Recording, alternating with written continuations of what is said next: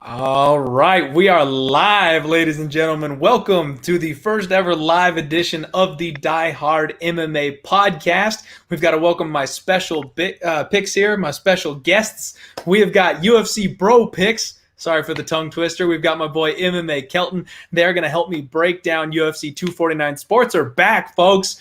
Not only do we have MMA to talk about and bet on this weekend, we have maybe the sickest card of the year by far. And I could not be more stoked about this thing. Real quick, before we get started, we've got to thank our sponsors. We have the boys over at GOATCapitalSports.com, GOAT Capital Sports _ on Twitter. Thank them for sponsoring the show. They bring you the Die Hard MMA podcast. When the other sports get going again, baseball, basketball, football, those are the guys to give a follow. I can only give you MMA, but apparently they have dedicated themselves to betting every single fight at UFC 249. So I might not have a pick for every single fight, but they sure as hell will. So go check out the boys at GOATCapitalSports.com. And I do have to give a quick shout out to my boy Michael Lunday, biggest fan of the Die Hard MMA podcast. There is always supporting the show. UFC Bro Picks, my boy Justin and Kelton. Welcome to the show, guys. How you doing? What's up, man? Doing good. I can't wait to fucking talk about this card. And I mean, no UFC fucking blows, dude. That's right. What about you, Kelton? How you doing tonight? Yeah, man, I couldn't agree more. No UFC blows. This whole time is really blown, and it feels really good to be here talking to you guys, two of my favorite people in the MMA Twitter sphere. In honor of the UFC coming back and Cinco de Mayo today, got my Modelo right in hand. Hey.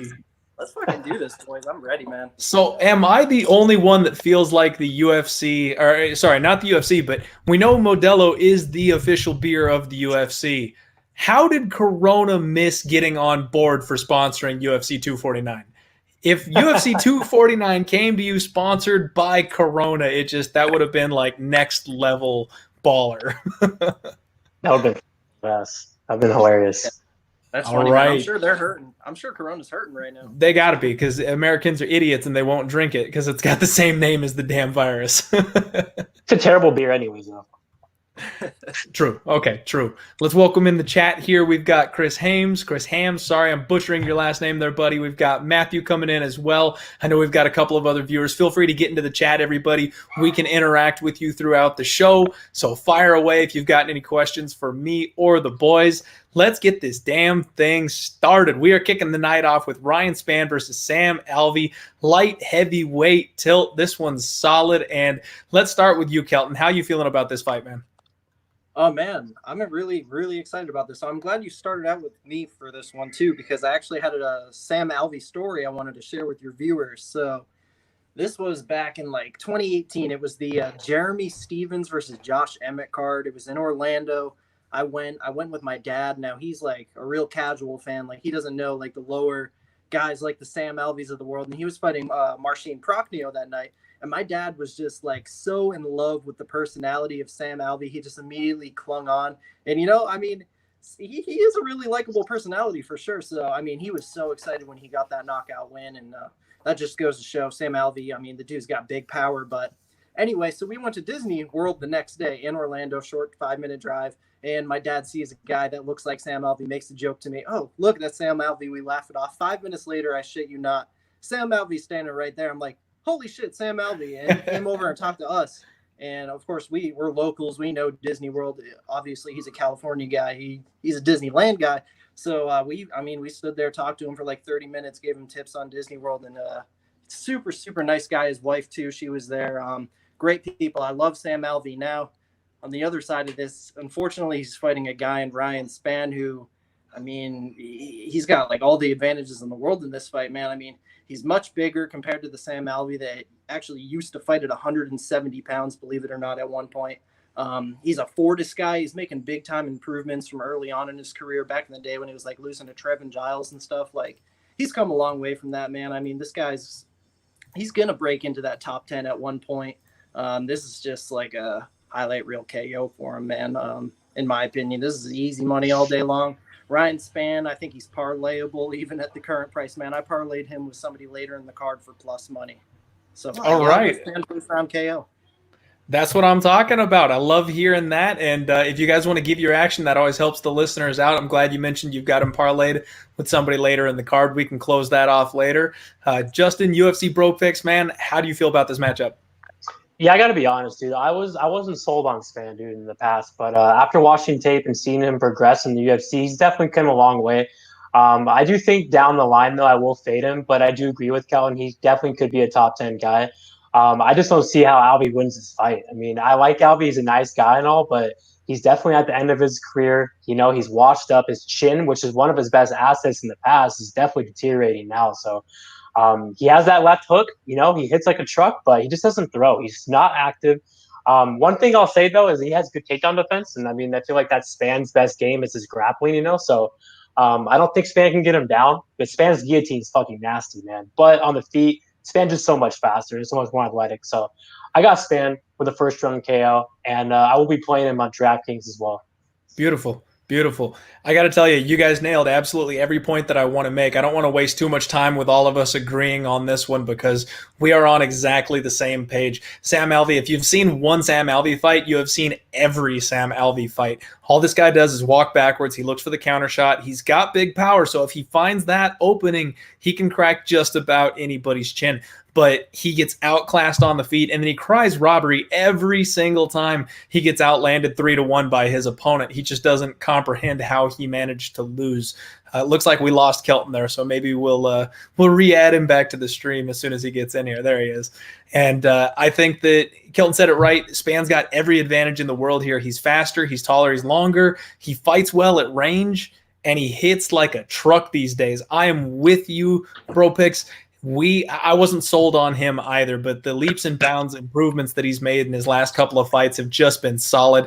I do think Ryan Spann gets it done inside the distance. I looked very, very hard at playing the under 1.5. You can also get Spann inside the distance at about minus 130 right now. So if you're looking to play Spann straight, I think that's the best way to go. Rather than playing the under 1.5, you get the other, 1.5 rounds of a 3-round fight if you want him to get that finish. I did actually go ahead and parlay Ryan Spann as well. I've tweeted out all my action except for a parlay that I put together just tonight. So we'll be piecing that together as we get through the card. Both Kelton and I have parlayed Ryan Spann, and we have a three wins across the board here. Everybody thinks Ryan Spann's going to win by first round knockout. Very interesting fight for the second fight of the evening. We've got a featherweight bout between Bryce Mitchell and Charles Rosa. Thug nasty, kind of lighting the world on fire right now. Justin, I'm going to start with you on this one, man. How do you feel about this matchup?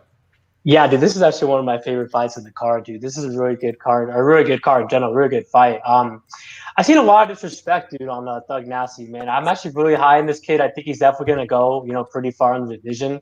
I'm not going to sit here and say he's a future champ or a top 5 guy or anything like that. He's not even a top 10 guy, but I could definitely see him hit the top 15. I mean, honestly, in this matchup, he's so much better on the feet. Charles Rosa has kicks. That's all he has. He likes to dance around the octagon. He's tough. He has a good chin for sure. He has decent movement. And he does have a good ground game too, but I just think Mitchell, man, has the better grappling, the better wrestling. This kid looks better every fight. I mean, people are saying that Sales is a joke. Matt Sales is no slouch, dude. The guy is not a bad fighter at all. And the fact that Bryce went out there and tapped him out the twister, I mean, that was fucking crazy. Even the Moffitt fight, I thought he definitely won that fight. A lot of people are saying Moffitt, won that fight. Moffitt's no slouch either, man. Moffitt beat Barzola, in my opinion. Moffitt should still be in the UFC, dude. So, and a lot of people like to bring up the fight with Katona, too. I think Mitchell was winning that whole fight until he got caught. So, I think he has a lot of advantages in this fight. Rosa's, I don't know how he wins this fight besides a sub, honestly. So, I'm going to go with Mitchell, man. I think Mitchell's going to finish him. I think Mitchell's going to hurt him on the feet. And I think Mitchell's going to tap him out. I know a lot of people probably won't agree with that, but I think Mitchell's ground game is the real deal. So, I got Bryce Mitchell with the sub. Do you have any action on this one, or is that just a prediction? No, just a prediction. I'll be playing him on DraftKings, but yeah, that's about it. Okay. Kelton, what about you, man? It looks like you've got your mute on. Make sure you unclick that. But how you looking at this fight? Yeah, for sure, man. Justin brought up a lot of good points. I agree with him for the most part, man. Like, when I view this fight, Bryce Mitchell, he's got the personality, so the UFC is going to be trying to give him the favorable matchups. And in my opinion, Charles Rosa is one of the more favorable matchups for most guys in the UFC. He's in the bottom half, in my opinion. Like, if you really look at his UFC record, which firstly, he's actually pretty inactive. He doesn't fight all that much, which that's never a good sign with a fighter, especially one that's reaching his mid-30s. He came into the UFC in his debut. He got out-grappled by Dennis Seaver. Like, I watched that fight again. Now, that's actually a pretty good fight. I enjoyed that fight a lot. It's just, I mean, you can't be getting out-grappled by Dennis Seaver. And then he beats guys like Sean Soriano. People bring up that Yair Rodriguez fight, man, but that was a very young, green Yair Rodriguez. And in my opinion, he clearly won that fight 2-1. Even the one round that I gave to Rosa is like, it was close, man. It was a close fight. If that fight happened today, it would not reach the second round. I'll tell you that right now. And then the Bochniak one, I mean, that was another close fight, man. And I don't know. I thought you could have given that one either way. And then the Shane Burgos fight, there's so many misconceptions about that Shane Burgos fight. Like he was up 2-0, which one of the judges did have him up 2-0, but we know by now that the judges don't know shit. Shane Burgos was, I mean, he knocked him out in the third round. Let's just leave it at that. And then the Manny Bermudez fight, man, like I bet on Charles Rosa in that fight. I got like plus 160 odds. And as soon as that fight started, I'm like, oh shit, I made a bad bet. Manny Bermudez gets on top and, you know, he's just raining down ground and pound. He's doing his thing and then catches him in an armbar. But the thing with that is, man, like we know with Manny Bermudez, clearly the guy is extremely undisciplined. So the fact that something like that could go out there and happen, Manny Bermudez makes a mistake, a lapse in mind, and he gets subbed by a black belt. Now, Bryce Mitchell, I think he's got a hell of a lot better fight IQ than Manny Bermudez. I know for a fact he's a lot more disciplined. I don't think Bryce Mitchell is going to go out there and get caught in anything. In my opinion, Bryce Mitchell is actually better everywhere in this fight other than pure BJJ. So I can see him outstriking Rosa. Rosa has a very interesting style on the feet, man. He kind of flails out there a little bit like a little featherweight Elias. So I think Bryce can outstrike him, and I think Bryce can take him down. He's just got to avoid the subs while he is on the ground with him. And obviously by pulling off a twister, you can see that the guy's been putting in good work in the ground game. So I'm going to go with Bryce Mitchell here. I think he wins it wherever it goes. Charles, he's a tough guy, though. I'll give him the benefit of the doubt and say he makes it to the last bell. So I'll go with Bryce Mitchell, 30-27 decision. And the sweats are going to be coming on early for me, man, because that's who I parlayed with Ryan Spann. I got Ryan Spann and Bryce Mitchell for plus money. All right. Well, I'm glad I went last then, because I'm one of the few people that's a believer in Charles Boston Strong Rosa. I got this boy locked up at plus 150. I snagged that dog money before that line got away. He's sitting about plus 130 right now, plus 135. He's as low as plus 125 in some places, I think. Oh, I'm looking at the wrong line there. Sorry about that. Okay, plus 130 is about more accurate. Plus 130 to plus 138, it looks like. And yeah, man, I think that Thug Nasty is a bit of a hype train right now. I think a lot of this line value is due to him being hyped because of that twister that he pulled off. Don't get me wrong, I like Thug Nasty. I think he's a star in the making. The UFC can do a lot with this kid, but he's very, very green. I am part of that crew that feels like he lost the fight to Bobby Moffett, and I am not overly impressed with Bobby Moffett. Tyler Diamond, who no longer is in the UFC, I know he's probably better than the shake they gave him. He probably should still be in the UFC, but I'm not putting too much stock into that win until I see him compete with some other higher level competition guys. And I don't think, Justin, to your point, that he necessarily should have, beaten Yair Rodriguez or anything like that. He did get beat by Yair Rodriguez, but the fact that he went to a split with him, that still says something. It was a close, competitive fight. I think Charles Rosa is the better striker. He is more active than Bryce Mitchell is, and I think he hits harder than Bryce Mitchell does. So even if he's a little bit less polished, I think he's going to crack a bit harder than Thug Nasty will in this spot. He actually really impressed me in the Shane Burgos fight. When they were going back and forth for the first two rounds, Shane Burgos is a guy that I'm really high on. So it's one of those weird spots where I've got some respect for Rosa, even in a loss to Shane Burgos. I think he impressed in rounds 1 and 2. He was doing a lot of things that I like to see. And then he just got clipped by a guy that's got a much higher ceiling. And then I actually was also impressed with the Manny Bermudez win, because Bermudez came in massively overweight. His UFC debut against Dennis Seaver, that was a short notice step up that he took, and he had to cut, I think, like 25 pounds in just a matter of days or something like that. Huge weight cut. And back in 2014, Dennis Seaver was kind of a beast to run up against, especially for your UFC debut. So I know there's a lot of holes here, but I feel like Charles Rosa is being sold short just a little bit. I like the dog money. I think it should be a coin flip fight. It's not one that I think is a home run or anything like that. But when you're talking line value of plus 150, when you think it should be an even minus 110 across the board, I'll take that shot. I'll take that that value there, that stab at the coin flip at just a little bit better of a price. All right. And by the way, you guys don't have to stay silent while everybody's talking. If you've got a point and you want to jump in or make things interesting, you feel go right ahead. We've got a banger coming up, a very, very underrated fight on the early prelims. Welterweight fight between Vicente Luque and Nico Price. And I have already tweeted out my action on this one. I have a bet locked in. Kelton, what are you doing on this one?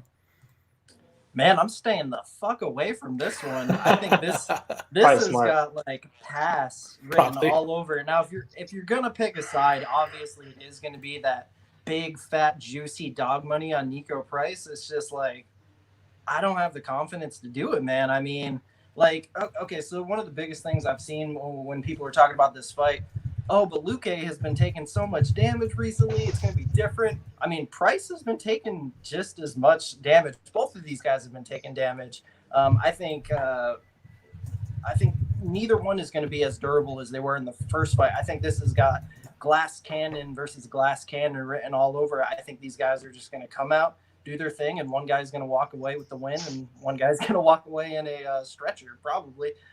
So the thing with me here, man, like, Luque really is like technically better everywhere. Like he's got the BJJ advantage if it happens to hit there. It did last time. He got the sub. He is technically better on the feet, in my opinion. He does have the sharper boxing.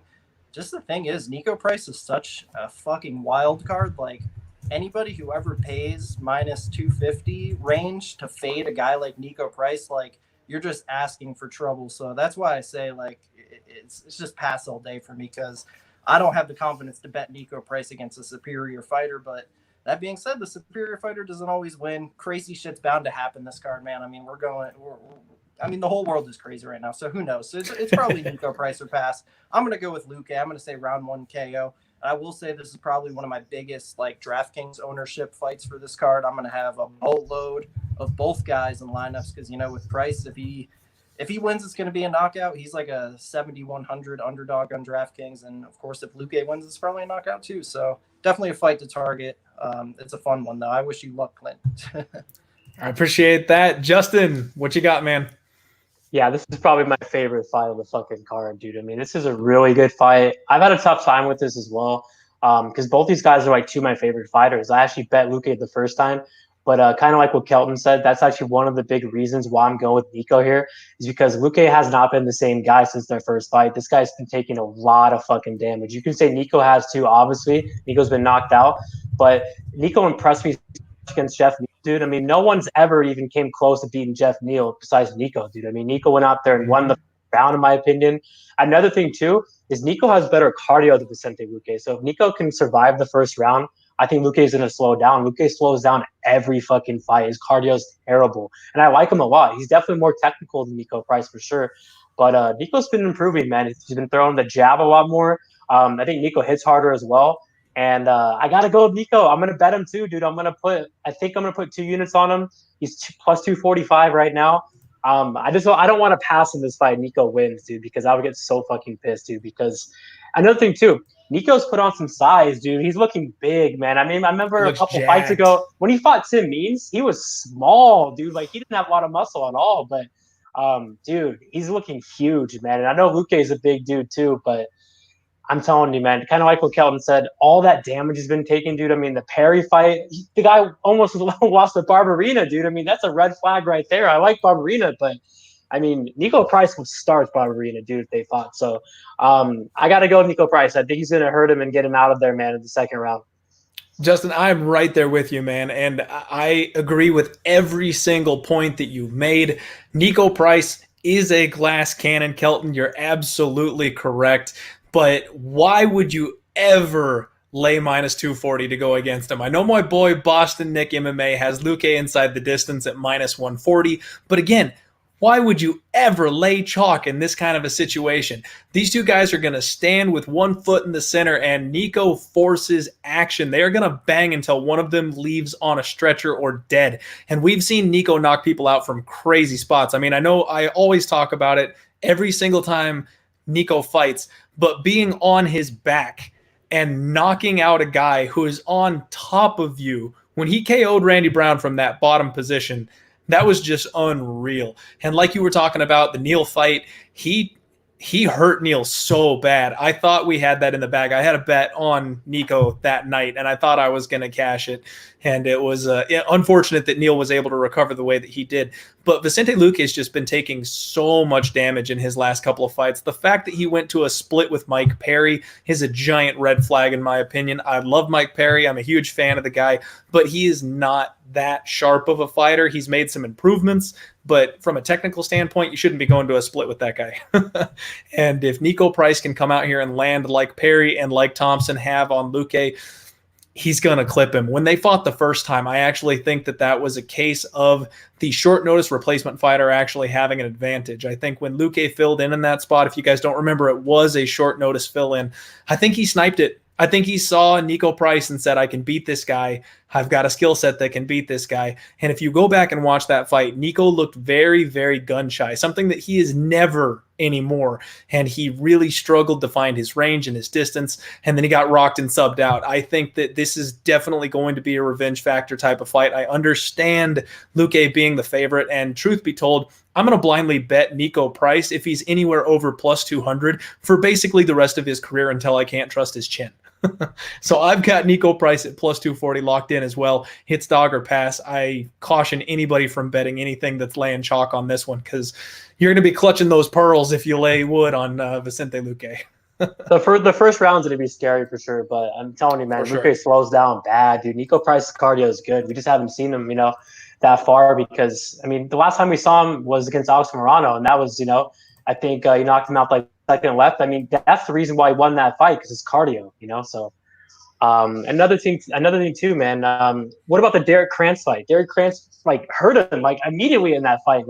You shouldn't be getting rocked against a guy like Derek Krantz, dude. That guy's fucking terrible. Yep. He ended up coming back and getting the finish in that one, but you're right. The fact that he had a hole enough in his game to even get clipped and get rocked, that says something. Nico's not the guy that you want to get clipped and get rocked against. And if you go back and watch that first fight, like I said, Nico hardly landed. He had a real problem finding the range. The fact that this is a scheduled fight, Nico actually has time to watch video on Vicente Luque and prepare and strategize against him. I think he's going to be a whole lot sharper this time around. And that brings us to the preliminary card. We've got an interesting fight here. This is one I'm really not sure what to do with. I'm going to go ahead and lead this one off. We've got a middleweight fight between Uriah Hall, Prime Time, and Jacare Ronaldo Souza.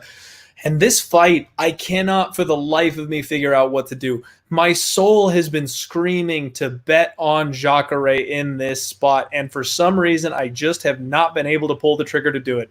Jacare sitting about minus 130 is a slight favorite here. The comeback on Uriah Hall at plus 110. Hall seems to have turned a corner in his career, and he has a bit of a resurgence going on right here. He's on a 2-fight win streak. He beat Bevon Lewis, although he was losing that fight until the third round when he landed the big bomb. He had a very close fight with ACJ. I feel like he had a perfect game plan for that, but he did have his back taken for almost half the fight. He was controlled a lot. So kind of lucky that he got the nod there because of the damage he did on the feet. And Jacare is basically ACJ 2.0 in my opinion. Now, the red flags I have here is that he's 40 years old. He also is admittedly fighting for a paycheck here. He's talked about retirement, which as soon as the R word hits your brain, you want nothing to do with a fighter that's talking about potentially hanging it up. His wife, I think, is going to be in his corner and has been an instrumental trainer for him in the last couple of weeks. This is a serious coronavirus type of situation where he is not looking, or he doesn't have his surroundings like he's used to in preparation for a fight.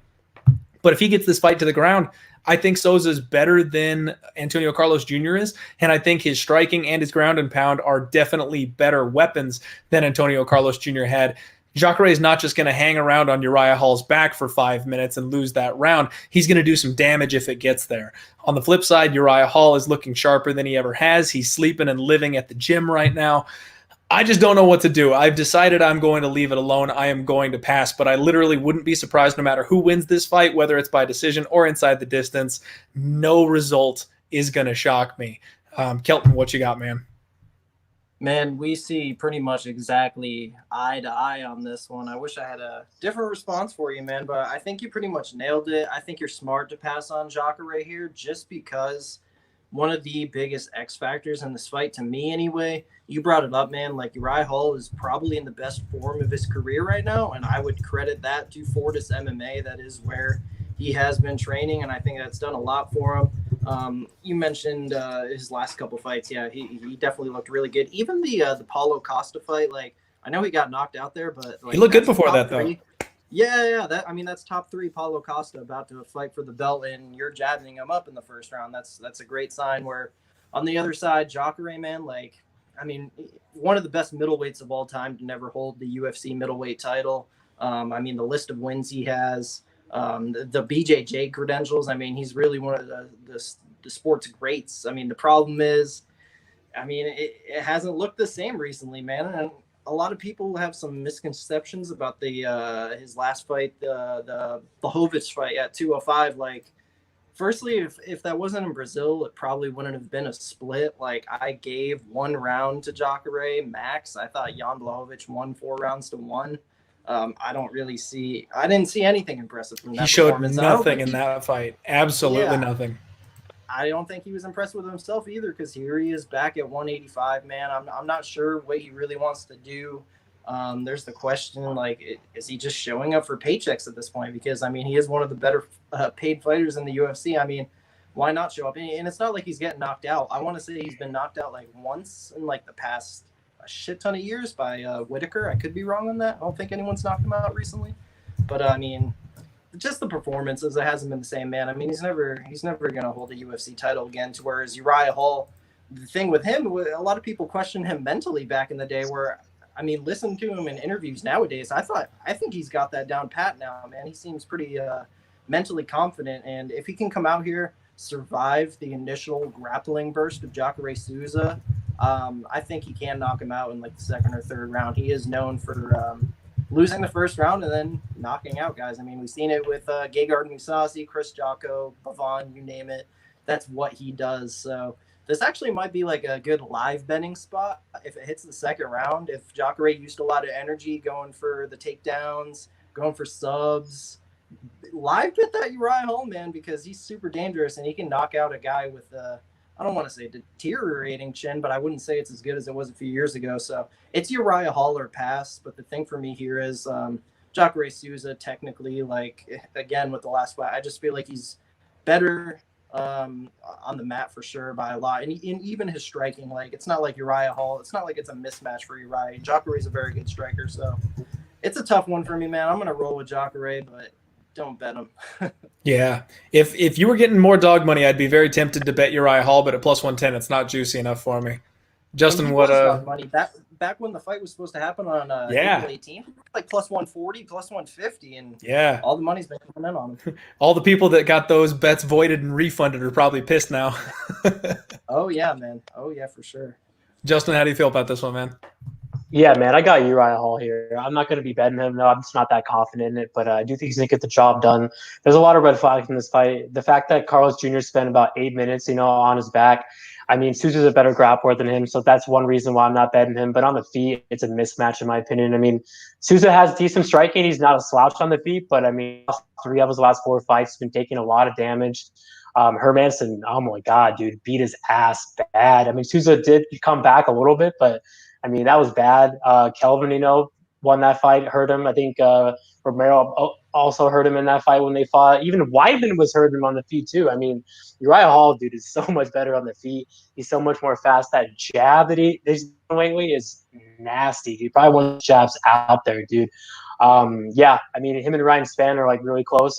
We've been training to force MMA.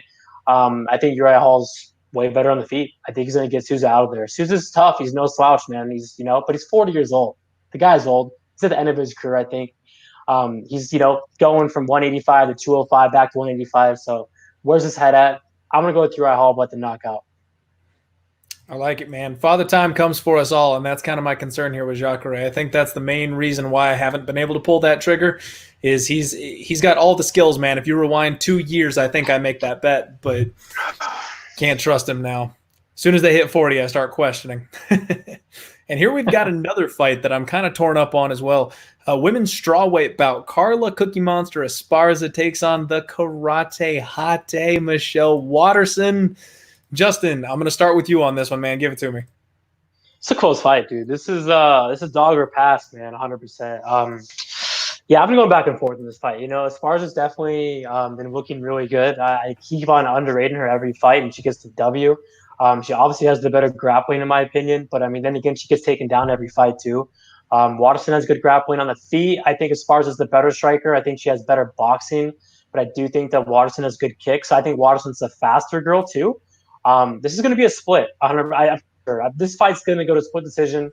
It's tough. It's really tough because earlier I was really confident in Esparza, but after watching more tape, it's dog or pass, dude. I mean, I think Waterson could definitely get this split, but even though I say dog or pass from a picking wise, because I'm not playing it, I'm going to go with Esparza. I think Esparza's going to win. I think she's going to be have the more takedowns, you know, the more control, and I do think she's going to have a little more volume on the feet. So I don't know if people, I'm sure people know, but I mean, Carla's been on a run, dude. I mean, she beat Claudia Gadelha, too. That was a fucking robbery, dude. She did not lose that fight.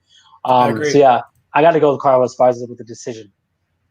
And you know what? I gotta take the second shift here on this one because I can echo absolutely everything that you said, man. When these lines came out, I was like, pick them. That sounds about right. And then I started researching it, and I went, damn it, man, I missed the window on Carla Esparza. I wanted to bet Carla Esparza, and she's been hammered. She's at like minus 150, minus 160, something that right now. If I could rewind time and get minus 120 on her, I probably would take it, but I can't lay minus 150 or minus 160 on her. After watching Michelle Waterson, the hips that she has, that head and arm toss, her ability to grapple, reversals, sweeps, like she's not just going to lay down and let Carla lay on top of her. I think Esparza is going to have a hard time keeping Waterson down, but these are like the two smallest girls that maybe should be atom weights finally fighting each other. So maybe Esparza is going to be able to lock it down, but I don't know that for certain. And I bet Michelle Waterson at plus 300 against Joanna when they fought. I got suckered into that whole weight cutting thing. I thought Joanna was going to kind of look like a shell of herself.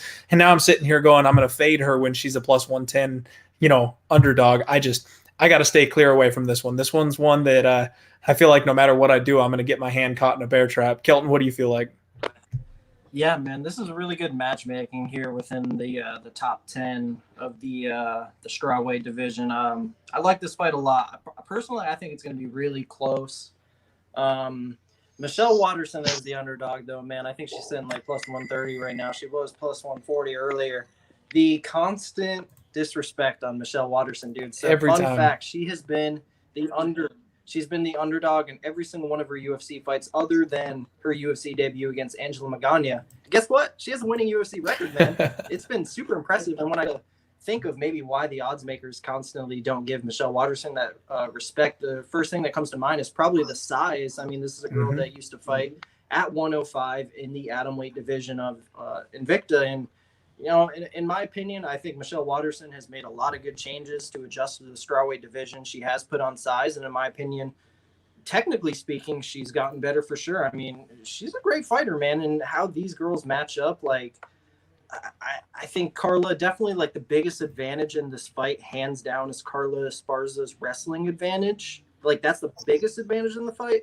But I would argue that Michelle Waterson has more advantages in the fight, like to where I think she is the better striker. I think she does have the better jiu-jitsu. I think she does make some better decisions in the clinch, stuff like that. So, man, it's just all about how much Carla Esparza is going to be able to dominate with that wrestling. We saw in the Alexa Grasso fight, that was lined around the same, I believe, and she came in there. She was able to implement her wrestling in the last couple of rounds, but then that third round didn't really go that well. I thought it should have been a 10-8 for Alexa Grasso. She was able to do some things of her own on the mat too. So, I mean, and then I think back to I rewatched the Randa Marcos fight, the Randa Marcos versus Carla Esparza fight. Randa Marcos was able to give Carla Esparza a lot of fits with her takedown offense. She was able to reverse, get position of her own, and I feel like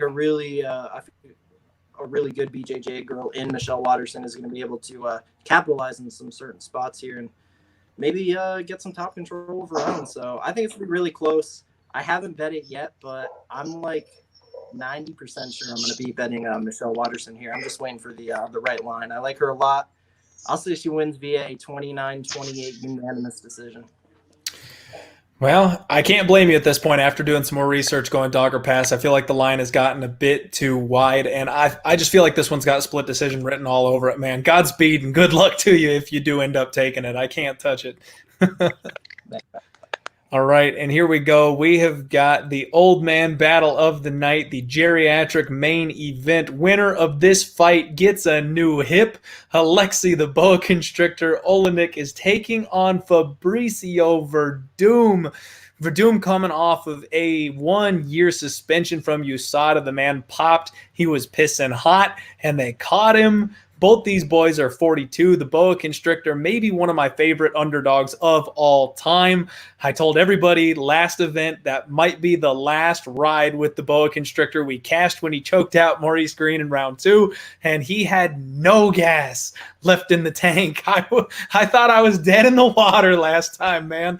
I was like, I put my neck out there and I bet on Alexei, and I'm going to look like a freaking moron because he can't stand after about 2 minutes in round 2. And then he managed to pull off that armbar. I was so excited. What are you feeling on this one? Who did I start with last time? I lost my spot. Kelton, kick us off here. Tell me about these old men. Who you got? Man, I was right there with you. I bet on Olenek against Maurice Green too. That was a very glorious cash there, man. At underdog money, a 70 fight veteran versus some. I mean, let's be honest, Maurice Green is a jobber. He's a bum. But anyway, man, this fight. This fight is super intriguing, man. I love this fight. Like, as fighters, I like both these guys. I'm a huge fan of both of their styles. When it first got announced, my initial thought was, holy shit, this is Verdum all day long because he can neutralize a Linux submission game with his own, I mean, arguably one of the best BJJ guys in heavyweight history. So, I mean, he's got that down pat. And then on the feet, like, it's a mismatch. Verdum is levels above Olenek with the kickboxing. It's not even the boxing, it's the kicking too. Verdum is actually one of the most underrated kickers in heavyweight history. So, man, he's got a sneaky good Muay Thai game. For sure, man, for sure. And it never used to be like that. You remember the Junior Dos Santos fight back in like UFC 90? Like, he had like zero striking at that time. So big props to Verdum, man. But the thing is, like, as I thought more and more about this fight, like, yeah, Verdum 110%, like, undoubtedly should be the favorite here. It's just like, do you want to lay minus 300 on an old man heavyweight fight where one guy is coming off a long layoff, coming off a drug suspension? Like, as confident as you are, like, why would you ever want to lay minus 300 in that spot in your right mind? Like I get it. He's much better, and he's probably got him covered everywhere. It's just like, it's heavyweight. Olenek actually has some underrated power. I've seen him knock guys stiff in the past. And the thing about Olenek, I almost never hear people bring up, and I'm so fascinated by it. The guy has like the longest arms in the world. Like, he's got, I want to say, like, only 1 or 2 inches of reach less than John Jones. Like, the guy has literal gorilla arms, and that's why he's able to go out there and get all those different kinds of chokes he's able to get. It's his damn arms, dude. Like, it's crazy, man. The guy is crazy. I love Olenek. He's a madman. The guy's got over 70 fights. He's probably going to fight into the 2030s. That's another thing. He was the first guy in MMA history to have a MMA win in 4 different decades: the 90s, 2000s, 2010s, and 2020s. That is a cool stat. I'm such a huge fan of Boa Olenek. Like, the guy is awesome. Unfortunately, I don't think he's going to win this fight. I think Verdum's probably going to pick him apart on the feet for 3 rounds. I'll say Verdum 30-27 decision, but this is just a pass fight to me. You think this thing's going to the cards? What the hell, bro? And you muted yourself. Now we can't hear you, though. The thing is, yeah, Olenek has such a bad gas tank, so maybe it won't go that 3-round distance, but I just feel like Verdum, like, I don't know if he's going to be able to sub such a really good BJJ guy in Olenek, and I don't know if he's going to have the power to knock him out. Like, Olenek's just going to have to completely gas, and yeah, I guess that might happen, but no, I'm going to say he goes to decision. All right. Shocker. All right. Justin, talk to me, man. Yeah, this is a short breakdown for me. I definitely think Verdum's going to get the W, but like Kelton said, um, I don't know, man. Verdum can knock him out. Verdum definitely is the better striker. He definitely has more power, but he's not how you're knocking out guys, left and right. But then again, Oleski's chin, both their chins. I mean, Verdum got knocked out his last fight, and then Oleski's been knocked out two of his last three fights. I don't know, man. Oleski has a really good ground game, but Verdum has a good ground game too. I actually think Verdum has a better ground game. I do think that Verdum's going to go out there and tap him out. So I got Verdum with a submission. I think Verdum's going to hurt him on the feet and then tap him out. But you can't sit here and say Oleski's not live. He's definitely live. He's always live. But I just think Verdum's so much better, like, wherever the fight goes. But, he's facing a layoff, so who knows? But I'll go with Verdum. Yeah, I mean, both you guys said it. Alexei is basically his weapon is the club and sub. He comes in wild. He looks to rock people, hurt him, get him wobbly, and then snatch up that neck as soon as you've got that first opportunity to. And I just don't see that working on a guy like Verdum. Verdum is sharp. He's got underrated striking. I mean, he's a former champion. And yes, he got knocked out by Alexander Volkov in his last fight. But we're talking about a 42-year-old man at that time, 40, 41, and he got dragged all the way into the fourth round. This is not a guy that goes in 25-minute fights. He's not a guy that goes past the third round hardly ever. And this young buck who is punching him in the face and concussing him repeatedly gets him 20 minutes deep into a fight. No wonder he got TKO'd. Like, that makes perfect sense to me. I don't think Alexei's going to be able to do that because he won't be able to deal enough damage in the short amount of time that he has got gas for. And I really think that the under 1.5 has some serious value here. I'm not going to play it straight because, like Kelton said, you never know if both these boys gas out and they kind of lay on each other. This thing could get hairy and get into round 3 somehow. You all know I like to do my degenerate parlay where I tie in a bunch of totals together and, take a small sprinkle at it for a big score. The under 1.5 on this one is going to be mixed into that parlay. I'm not going to pull the trigger on it straight, but I think that Fabricio Verdum gets a first round knockout. Alexei has been KO'd stiff by Overeem and then by Walt Harris, both of those in the first round. He almost got cracked by Maurice Green. I mean, that chin is just smoked. It's gone. But like you said, if Olenek does have that cannon, if he gets the right shot, he can clip Verdum, rock him, and then it's the same thing on the flip side. If Verdum is rocked, maybe Alexei can get on the neck and sub him. I don't know. No matter who wins this fight, though, I don't think it's going to last very long. Moving right along, that brings us to the main event of the preliminary card, the last free fight. Here we go. We have Anthony Showtime Pettis versus Donald Cowboy Cerrone 2. Another rematch, a big fun fight to cap this thing off before the pay-per-view kick started. Justin, tell me all about this fight, man. Yeah, so I'm getting, a lot of crap from some of my friends because I botched the Cerrone line. I bet him at plus 115, but I still think he's going to get the job done. I have 3 units on Cerrone. Honestly, man, I don't know how he's the underdog here. I think that he has so many more advantages to win this fight than Pettis. I do think Pettis is a quitter. People can say Cerrone is a quitter and all that stuff because he quit before the McGregor fight, but if you're not in the top 5, he's going to beat you. That's just how it is. I mean, if you watch all of his fights and, watch the tape, Cerrone is a good fighter, man. I mean, he's definitely at the end of his career, but Pettis is too, dude. Pettis is 2-4 in his last 6 fights. His only 2 wins against Chiesa, who had no business being at 155. I mean, he already said his weight cut was trash. Yeah. And then the Wonder Boy fight, it was a fluke. I don't care what anyone says. That was a fucking fluke. Come on, dude. Wonder Boy didn't even look like the Wonder Boy out there at all. That was a gift from the gods, man. I cashed on Anthony Pettis by knockout that night, and I don't deserve that win. I'll take the cash, but it never should have happened. Hey, congrats on that, man. I definitely think that was a fucking fluke. If you look at the matchup here, man, I think the Cerrone has way better cardio. That's going to be huge in this fight because if this fight hits the second round, I mean, Pettis is going to gas. He gasses every fight, dude. I mean, the first round, I'll be nervous for sure because that's when Pettis comes out strong. But if you look at the stylistic matchup, where's Pettis better than him at besides the kicks? That's it. Cerrone has the better boxing. Cerrone has the better cardio. Cerrone has a huge advantage on the mat. He's a bigger dude. This fight's at 170. If Cerrone's smart, he goes out there and takes a page out of the Dustin Poirier, the CDF, and just takes him down.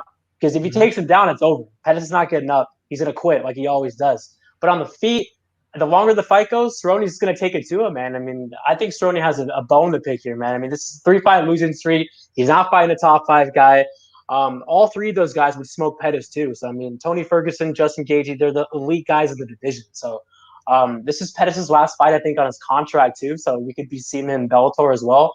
I just think he's a quitter. I really do. And I know he's been finding good competition, but I just think Cerrone's the better fighter, and I think he has more ways to win, like I already mentioned. So I'm going to go with Cerrone, and I think he's going to go out there and get a submission. I think he's going to hurt him with that jab, and then he's going to tap him out. Kelton, what about you, man? You got anything on this one? Man, I'm not confident on this fight at all. With the thing here, I kind of feel like it's sort of the same situation with the Jacare Uriah Hall fight, where if this hits the second round, live bet up that Donald Cerrone, man, because in my opinion here, Anthony Pettis' his best path to victory is that first round finish. And hey, I mean, he's done it before. He's gone out there and finished Donald quick. But the thing is, oh my gosh, it's so different now. Like, even if you look like physique wise, the way Anthony Pettis looked like back in the day, he doesn't look the same, man. And what's weird is this fight's at 172. So I know Cowboy's been knocked out at 170 before, but I just do kind of feel like 170 probably is a better weight class for him when it comes to his durability. So maybe that'll help. The thing is, he's just been taking so much damage. Like, I get the dog shot on him. Like, it's a close fight, and he's a moderate-sized underdog, I guess. He was plus 130 earlier in the week. Like, I get it. But, like, if he comes out there and gets finished quick like he's known to do so many times in his career, I'm just not going to be surprised at all. But if he makes it to that second round, like Justin said, like, Cerrone does have a lot of advantages in this fight. Like, he would be smart to wrestle. So, yeah, man, it's a tough one. Like, I'm going to roll with the underdog, though. I know Justin's probably going to give me shit because I've been giving him shit for all week. But I'm going to go with Cerrone just because he is the underdog and he does have more tools. And this fight probably will hit the second round, man. I mean, are you really going to trust Pettis to go out there and get a first-round KO these days? Like, I wouldn't recommend it, especially at chalk. So I'll go with Donald. I'll say he gets a third-round TKO. So I'm totally right there with you guys. I agree with everything that you say. The only problem is I can't trust Cerrone. I took a good hard look at betting him, and I do think this is dog or pass. If you're going to play it, I think Cerrone is the right side. Like you said, Justin, I think that he's angry. I think he's coming in hot, coming off the McGregor situation, everyone giving him crap for quitting and stuff like that. He's looking to make a statement here. Absolutely agree. The only thing is, I have massive questions about his durability. His last 3 fights have been all TKO and KO losses. I mean, the Tony Ferguson was a doctor stoppage situation technically, but he got roughed up in that fight. And then he got absolutely disconnected from his senses by Justin Gaethje. And then the same thing with Conor. He got wrecked in under a minute. So as much as I think that Donald Cerrone is the play here, it's another relatively short turnaround. I mean, the damage he took from Conor was just back in January. Instead of taking some time to, relax, sit on the sidelines after getting KO'd like that, I like to see guys take at least 6 months off, if not 9 months or more, especially when you're talking about a dude that's knocking on the door of 40. He's 37. That damage accumulation, even though you can't trust Anthony Pettis whatsoever right now, the dude still brings heat. And if Donald Cerrone's at all compromised, it's not going to take a lot to put him back down. Any single head kick that flips on through there might catch him.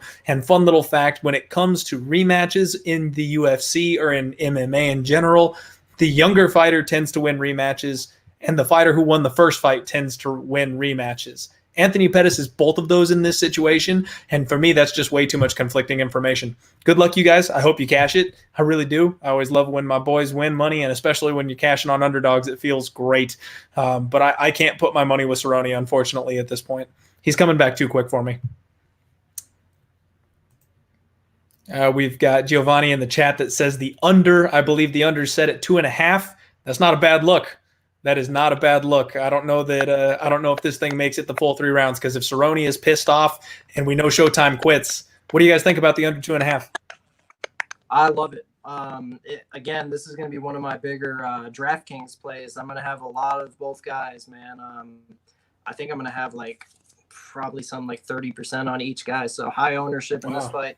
Somebody's probably getting finished. It's going to be a banger, man. Yeah, I would never trust Anthony Pettis. I mean, if he fought Stevie Ray, I'd think about it, but that's about it.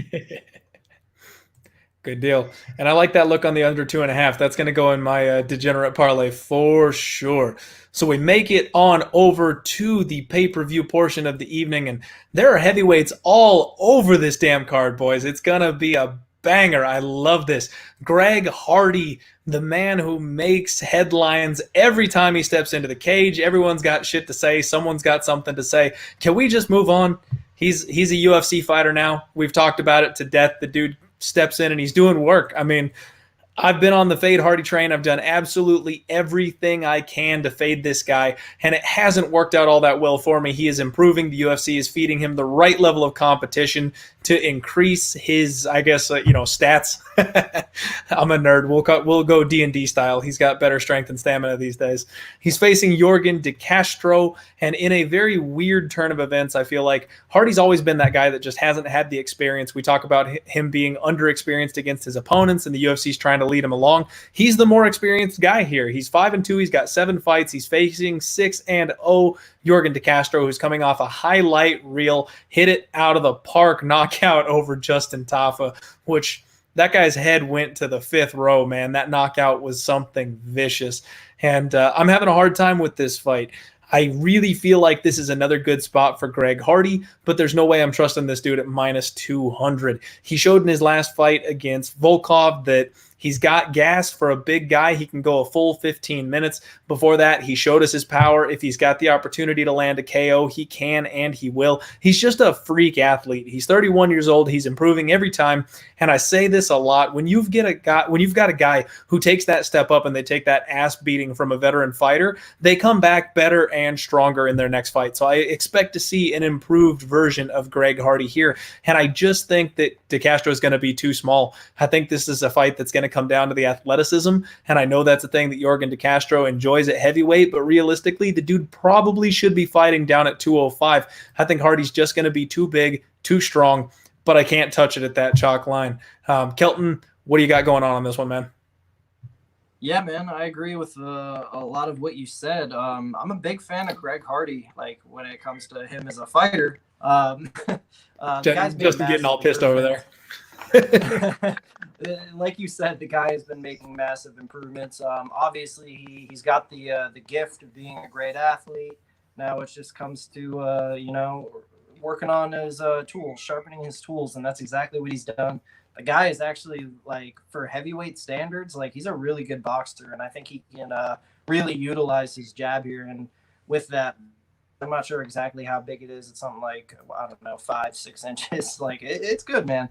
I think he's going to be able to jab up Yorgan at range. It's going to be tough for Yorgan to get on the inside, man. It's not going to be like the Justin Tafa fight where he just runs face first into him. And, I mean, Justin Tafa ran face first into him because he was outstriking him in that first minute, and he got cocky, and he got caught with a big shot. Now, Greg Hardy being an American top team, I sure as hell don't think his corners are going to be saying, hey, knock this guy a couple rounds, knock him around a couple times and then run straight towards him. That's not going to happen. He's going to take a calculated approach here. He's going to use the reach advantage he's got, and he's going to pick Yorgan apart. And another thing with Yorgan, man, like, the guy doesn't have a whole lot of, like, experience in the later rounds. Greg Hardy, we just saw him go 15 with Volkov, where as Yorgan, what he's done recently is beat a bunch of cans on the regional scene, beat a guy on Contender Series who should have never been aligned, the minus 600, whatever the hell he was. I mean, the guy took one leg kick and it was over shortly after. And then Justin Tafa, like I said, he was teeing off for a minute, ran straight to him. Greg Hardy's a massive step up here, man. I kind of agree with the minus 200 line, so it's a pass for me. Justin, I know you're going to disagree. Go for it, man. Yeah, a lot of people, man, are saying that Hardy's going to smoke De Castro and all this stuff. I mean, I think it should be a pick 'em. I think the line, is completely disrespectful to De Castro. I have 3 units on him at plus 155. I think he's like, plus 170 now. I do think he's more technical for sure than Greg Hardy. Greg Hardy's been knocking out all these guys and all that, which is impressive. But, I mean, they're all fucking jobbers. I mean, fucking De Castro did the same thing to all of them too. And, Clint was mentioning that DeCastro's not going to have a speed advantage here. I agree. I do think Hardy is the faster guy. He's more athletic, but I don't think he's going to be like way more athletic or faster. I mean, DeCastro's pretty fucking fast, dude, for a big guy like him. I do think he should not fight at 205. I mean, he would have to cut both his legs, dude. I mean, the guy's not making 205. That's not like a Justin Wadette situation. Wadette was a pretty fucking small fucking heavyweight. I mean, DeCastro's like, what, 240, 250? The guy has a big belly. The guy's not fighting at 205 before, bro. Yeah, in the past. He fought at 205 before. Hey, now DeCastro could go to 205. I fucking highly doubt he would fucking make 205 if he puts in the now. work to get in shape. That's my thing. I got to wonder if it was a discipline thing or if it was an intelligent decision to put on that kind of weight to stay at heavyweight. I don't know. That one I can't speak to. No, I know he's fought at 205 in the past. So I don't think he can make it anymore. I think you'd have to cut both his legs off. But in this matchup, Hardy has power. You know, he has a good jab. But I think that DeCastro's the leg kicks are going to be a big factor here. And on the feet, I think he has better boxing too. I think DeCastro has a really good straight left. He has a good right hand. I like that knockout going, you know, off his back.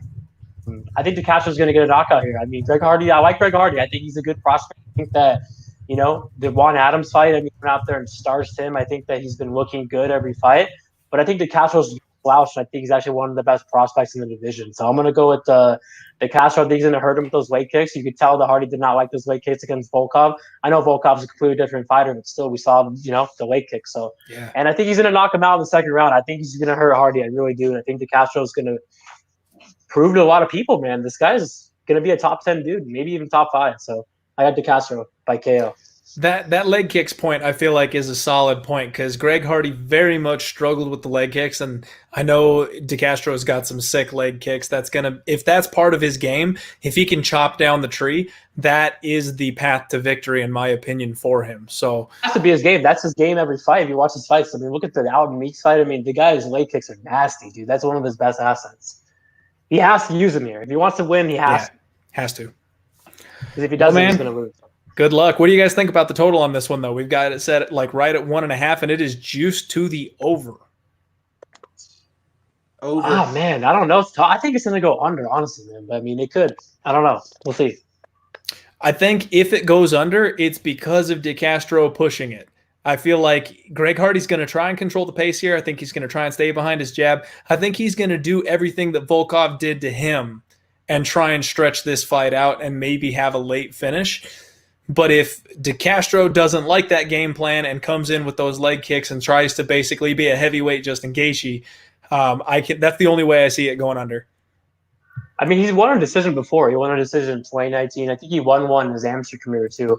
Yep. I know you mentioned that Hardy has more experience. I think overall DeCastro has more fights. I mean, he had a pretty bad amateur run. He's like 3-4. So I mean, props to him for definitely fucking coming a long way. You know, he's trained in Boston, I think, at Joe Loza in his camp. So DeCastro's, I mean, he came out of nowhere, dude. I mean, he was plus 600 on Contender Series. That was just fucking embarrassing, dude. That was unreal. Yeah, crazy. But I do like Greg Hardy. I don't think he's like a jobber by any means. Greg Hardy's been looking good. I just think this is a fight with two prospects, and I think they're both good fighters. And, you know, it should be lying close. It should not be like minus 200 plus 170. That's disrespectful. Fair enough. Fair enough. Now we've got, hey, you know what? I've said this like 5 times. We've got an absolute banger in the next fight. Featherweight bout between Jeremy Lil Heathen Stevens taking on Calvin Kattar. What a freaking fight. This is one of the main card fights that I'm just most excited about.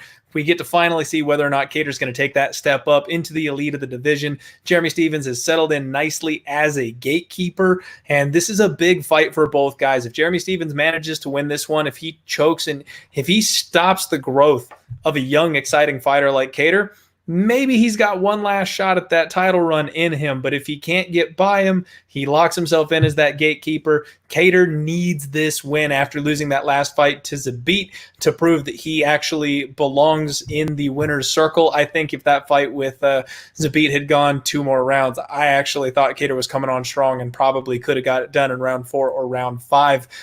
Kelton, what have you got going on in this fight, man? Man, I got a lot going on in this fight. I got a parlay with Calvin Kattar with somebody later in the card for plus money. There we go. I've been all over Kattar since this fight got announced, man. I originally had him parlayed with Ryan Spann when the fights were supposed to happen on the 18th. I had that for plus money. That's long gone though. So things worked out a little differently. But when it comes to this fight, man, like, I think you used the perfect term, Clint, and that's gatekeeper, which is what Jeremy Stephens really is. And it's not really even an opinion. Like, he has such a big data sample size to look at his record and see, like, if you look at him in recent years, like, he's clearly a top 10 gatekeeper, lost to Renato Moicano. He beat Gilbert Melendez. That's a guy that's going towards the end. He beat Doo-Ho Choi, who, I mean, if you know anything, Doo-Ho Choi pretty much lost his fighting soul in that Cub Swanson fight, has not been. And then easily Jeremy Stephens' best win in recent years is that Josh Emmett one. I was at that fight. It was great, but the thing is, like, Josh Emmett, he almost knocked out Jeremy Stephens in that first round. He had him hurt. I don't know if it was an adrenaline dump. He got cocky because the fight was really going his way, and then Jeremy Stephens was able to knock him out that second round. Vicious knockout. That's you can't go power for power with Stephens. For sure. Like that. Like name wise, Josh Emmett. That's probably the best win on Jeremy Stephens' career. And then 3 losses in a row. Man, he got ripped through by Aldo. The Zabit fight. Like, he lost the first 2 rounds, came on strong the third, but it's like Calvin Kattar came on strong in the third against Zabit too. Like, it's no secret by now that Zabit really, like, he slows down hard. Like, even the Kyle Bochniak fight, like, Kyle Bochniak was walking down Zabit in the third round. So I wouldn't put a whole lot of stock in Jeremy Stephens having a good third round against Zabit there. And then his next fight against Yair Rodriguez, he had a good third round in that one too. But, like, the thing is, Yair Rodriguez, he low-key got tired from beating the shit out of Jeremy Stephens Jeremy Stephens won that third round. And credit to him, Jeremy Stephens showed so much damn toughness in that fight. Like, I have so much respect for Jeremy. Just the thing is, like I just said, the guy's a top 10 gatekeeper, and Calvin Kattar, in my opinion, is a guy who's already in the top 10. Like, I don't even know why he's really getting this fight. I guess it's just how things lined up for the division. But he's already there, in my opinion.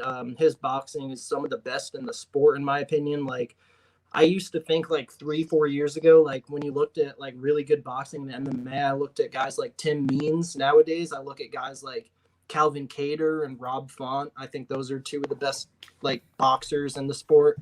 And I think that's going to lead him to victory here all day long. I don't see Stephens coming out trying to take him down. Like, this is going to be a striking fight. And then people will bring up the leg kicks. Like, Calvin Kattar really struggled with the leg kicks in the Moicano fight, but, like, Renato Moicano is a way better athlete than Jeremy Stephens. Like, he's so much quicker. He's got those kicks down pat. Like, and I mean, Moicano beat Jeremy Stephens. Like, he beat both guys. Like, it's a good fight, man. Like, I really think Calvin Kattar, he's gonna do his thing, man. He's gonna box him up. Maybe he gets him out of there. That's the thing. Like, when I'm trying to make DraftKings lineups for this fight, I'm like, is Calvin Kattar gonna get a finish, or is this gonna be a decision?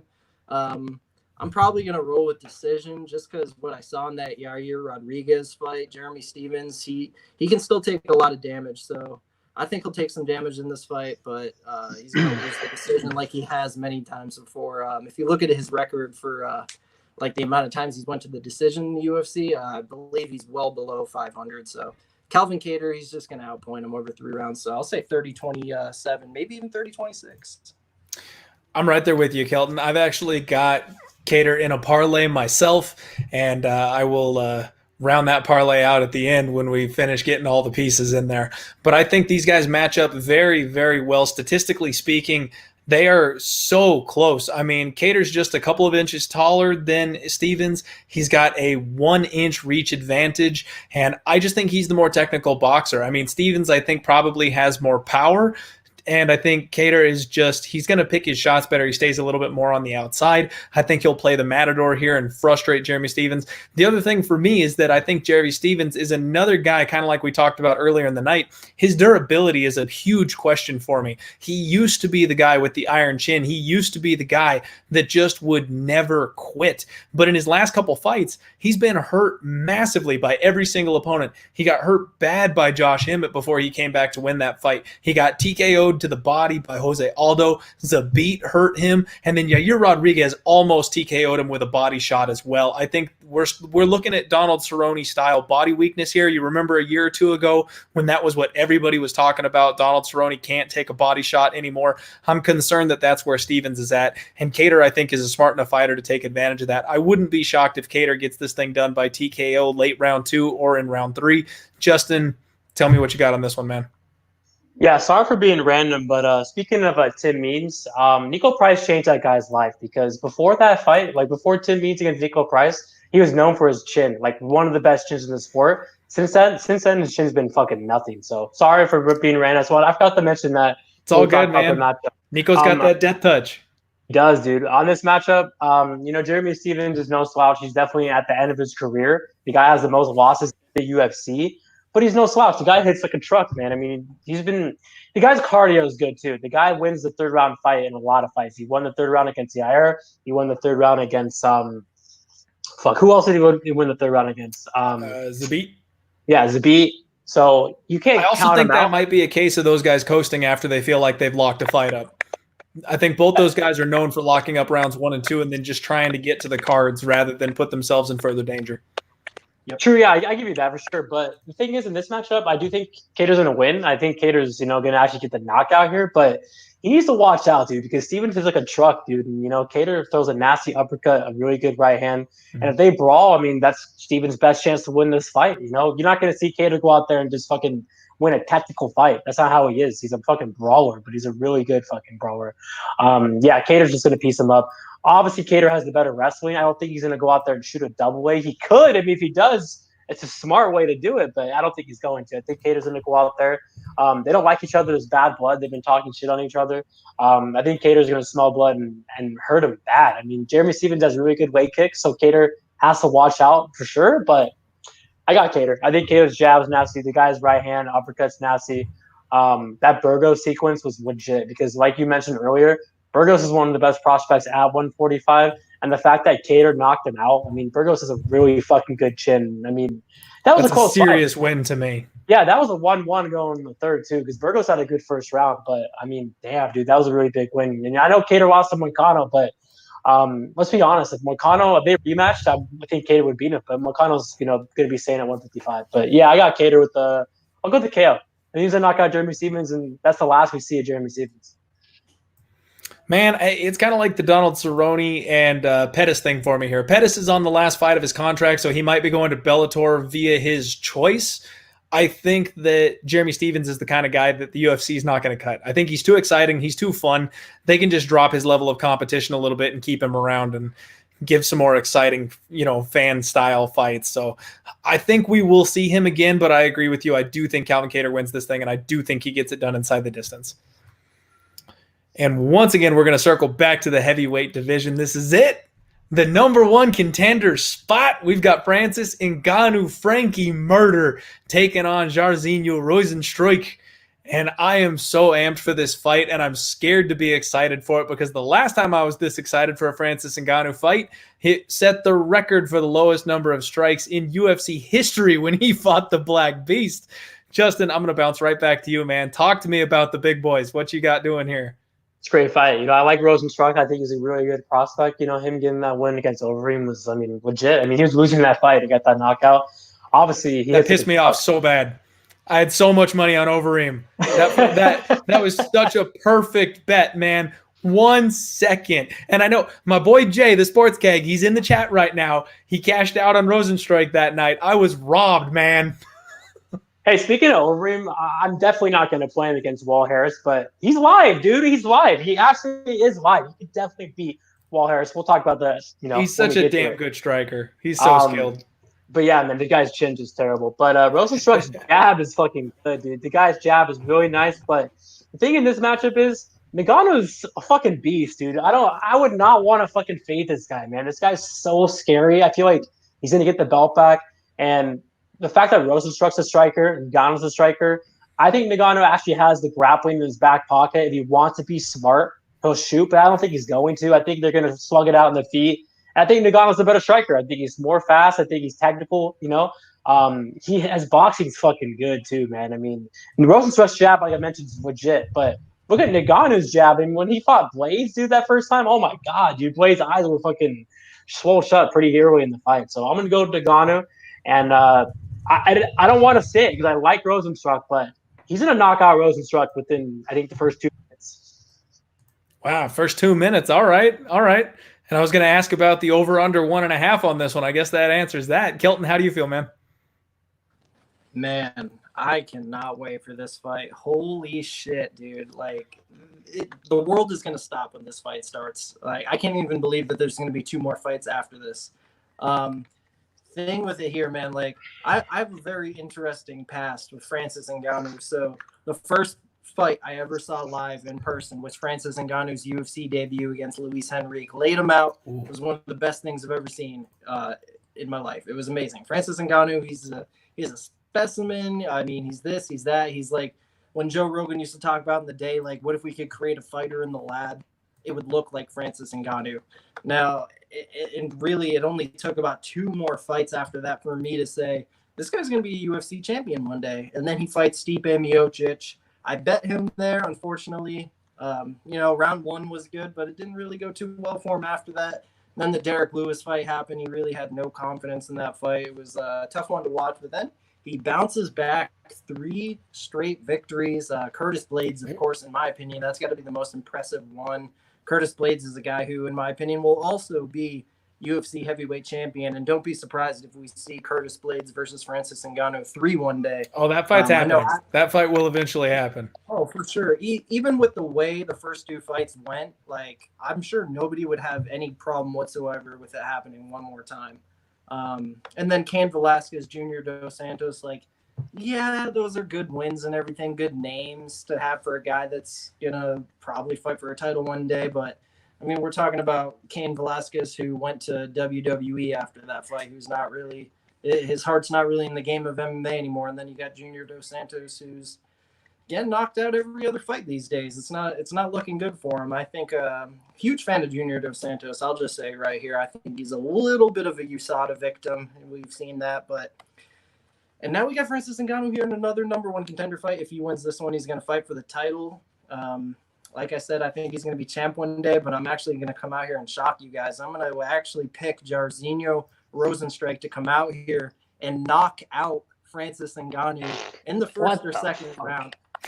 Absolutely. And I haven't bet it yet. I'm going to see where the line goes, but I am going to be picking Jairzinho in this fight, man. And a couple of reasons why. Like, if you look at Francis's career, like, yeah, he's fought a lot of good guys. The most technical strikers he's fought, definitely like Alistair Overeem and Junior Dos Santos, but that's a Overeem and Dos Santos with pretty much no chin left to be able to fight back and, have that output of good technique to give Francis fits on the feet. Now, you got Jairzinho Rozenstruik here, who, I mean, he pretty much he's not quite as jacked as Francis, but he definitely matches up pretty well with him size-wise.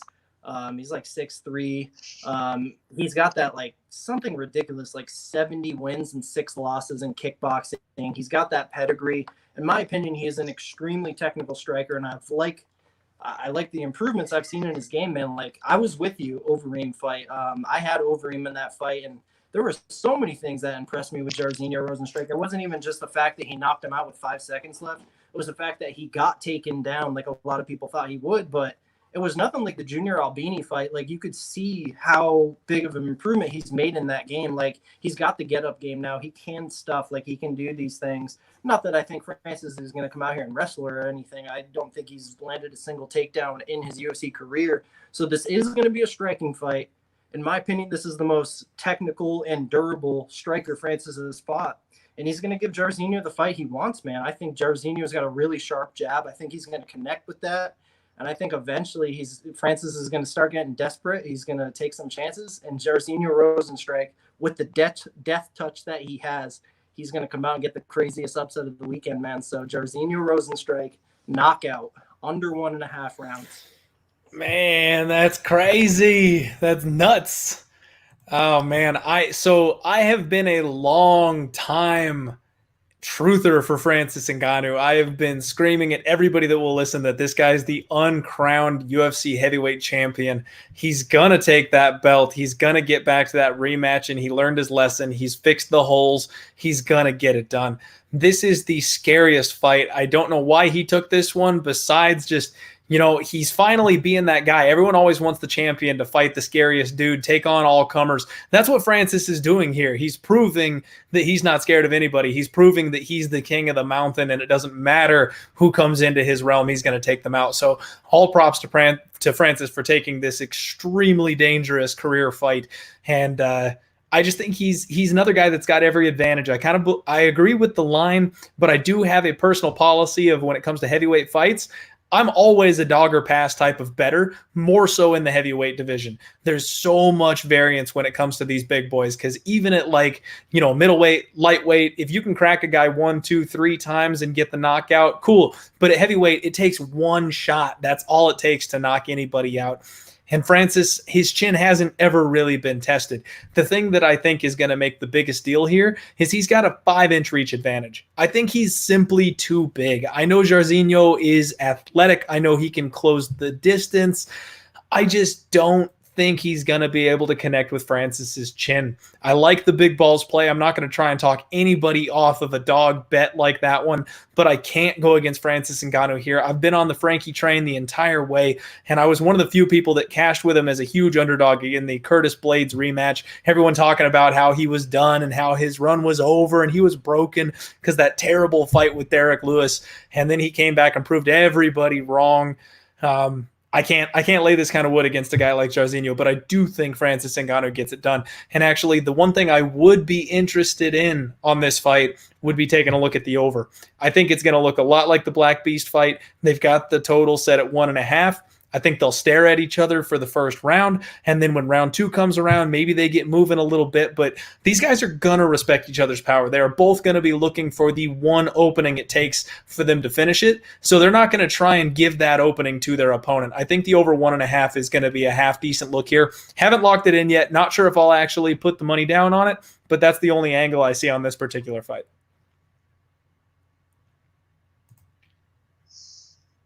Yeah, I can't wait, dude. It's going to be a fucking great fight. I mean, every fight in this card, dude, is fucking nasty, dude. Man, I want UFC to be tomorrow. Like, come on, man. Saturday, better hurry up. But we get 3 events, man. 3 events in 2 weeks. I am so stoked. It's going to be so hard to get through the rest of this week to get to Saturday. But thank God we've got a fight on Wednesday to fill in that gap. We're so starved for action and fights right now. The fact that we've got a pit stop next week on Wednesday, I'm so happy. Wednesday's gonna be fucking sick. UFC on a Wednesday night, like, oh my god, that's gonna be right. badass. If you've got to work on Thursday, I'm sorry, I'm calling in drunk right now. Yeah, I can't do that, but yeah, whatever. All right, boys, we are at the co-main event. First, I want to take a real quick break and give a shout out to the chat. Thank you all so much for interacting with us. This has been a whole lot of fun. Thank you for sticking with us. We've got 33 viewers. Do us a favor, smash the like button. If you like this kind of thing, we will try to do it a bit more often.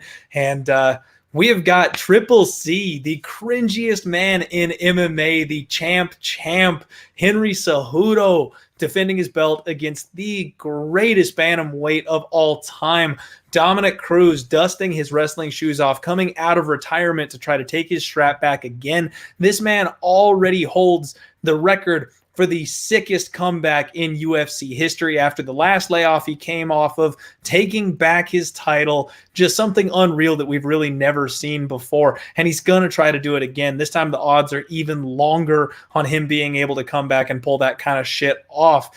This fight is unreal on every level to me. There's so many angles. There's so much lack of information. I love this fight, and I am maybe the biggest Henry Cejudo fan on the planet. He's another guy like Francis Ngannou. I was able to appropriately pick this guy out of a lineup, and I have bet on him like crazy for a very long time, and I made a ton of money on him. I bet him when he upset DJ. I had him on a TKO prop against TJ, and then I also had him by KO when he had his incredible comeback against Marlon Moraes. I'm batting 3 for 3 on Henry Cejudo right now, and I'm so stoked for this fight. Kelton, kick us off, man. What's going to happen here?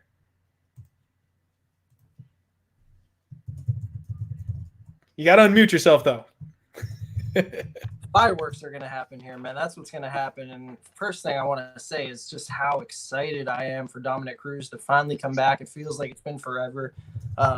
Technically speaking, and like styles, like he's got one of my favorite styles in MMA history. Just how innovative he is with footwork and the way he throws strikes. Like you almost want to say it's awkward, but it's not really awkward because the shit works and it actually kind of looks good doing it. So I mean, Dominic Cruz, one of the most unique fighters and personalities in the sport. Huge fan, lifelong fan, and like you mentioned, he's done some amazing things in the sport, man. I mean, long-time bantamweight king. I mean, he had that belt all the way back in WEC, and he managed to not lose it until 2016 against Cody Garbrandt. But, I mean, the things he has done, that comeback against Takeya Mizugaki off like 3 years of being away, and then next fight he beats Dillashaw for the belt. Then he beats his longtime rival Uriah Faber, and then it wasn't until his last fight against Cody Garbrandt he finally actually lost the title. But there's some misconceptions going on here, man. Like with the layoff, like he's come off a long layoff and won the belt before. Like, firstly, the really long layoff he had, the 3-year layoff he had, that was against Takeya Mizugaki, and he was 29 years old. It was the TJ Dillashaw fight. That was only a 1.5-year layoff. Now he's coming back here. It's what I want to say. It's almost 4 years, 3.5 years. It's longer than the Takeya Mizugaki fight. Not only that, the Takeya fight, he was 29 years old. He's coming back 35 years old now. And the other thing, he was coming back. He was coming back originally. He had never lost the title. This time he's coming back in a time where he actually did lose the title. He's coming off a loss here against Cody Garbrandt. And when I watched that Cody Garbrandt fight, man, like the biggest thing that comes to mind is just passing of the guard and evolution of the sport. And in my opinion, the game has kind of passed Dominic Cruz by. And in my opinion, if he did stick around and was fighting these last 3 years, like I'll tell you this, he would have a lot more losses than just the Garbrandt fight. And I think it would be a little more clear to people that we're not looking at prime Dominic Cruz anymore. I think the fact that he hasn't fought in so long actually helps his line here. That's why it's as close as it is. He's fighting a guy in Henry Cejudo, guys, who beat the greatest flyweight champion of all time, beat TJ Dillashaw, one of the best bantamweights of all time, juiced out of his gills, by the way. Not Cejudo, Dillashaw, and then beats Marlon Moraes, who, I mean, Cejudo was like a plus 170 dog in that fight or something like that. Like a lot of people were writing him off. I know Clint bet him. I bet him in that fight too. That was a huge performance by him in that Moraes fight, simply because like it wasn't like the TJ fight where it was just a quick knockout. Like he had to overcome adversity. So just with that fight in mind, like we know Cejudo, he's got a chin of steel. He's super tough. He can make adjustments, and that's the biggest thing in Cejudo's game that I like in this spot for him here is the mid-fight adjustments, because if Dominic Cruz comes out with some more innovation, he thinks he sees something in Cejudo's game that he can take advantage of. If he starts having a successful first round, I think Henry Cejudo can come out, make adjustments, do his thing, and really pressure Dominic Cruz. And I think just that pressure is really going to get to Dominic Cruz, like starting in the second or third round. I think he's really gonna start hurting him, man. And like I know Dominic Cruz has never been knocked out, but I think this is gonna be the first time it happens. Like the Cody Garbrandt fight, he knocked him down like 3 or 4 times. He should have got knocked out that night.